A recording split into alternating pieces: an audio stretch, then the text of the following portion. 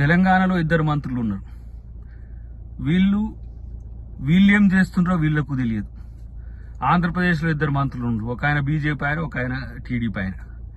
తానా అంటే తందానా అనేది చెప్పే పరిస్థితి తప్పితే మీకు ఏముంది? మీతో ఏమి లాభం ఉంది?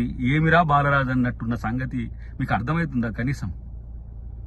ఇలా సౌత్ ఇండియాకు అన్ని రకాల నష్టాలు జరుగుతుంటే ఎవ్వరూ మాట్లాడట్లేరని ఢిల్లీలో ఉన్న నార్త్కు సంబంధించిన మేధావులు అంటున్న పరిస్థితుల్లో గుడ్డిగా రాజకీయ ప్రయోజనం కొరకు, గుడ్డిగా మోడీని సమర్థించడానికి, గుడ్డిగా రాజకీయాలు వాళ్ళు లబ్ధి పొందడానికి, ఓడు ప్రెసిడెంట్ కావాలని, ఓడు ఇంకో మంత్రి కావాలని, ఇంకోటి కావాలని. కానీ ఈ రోజు ఈ ప్రాంతానికి జరుగుతున్న అన్యాయం మీద మీ స్టాండ్ ఏంది దద్దమ్మల్లారంటే ఒక్కని దగ్గర సమాధానం లేదు.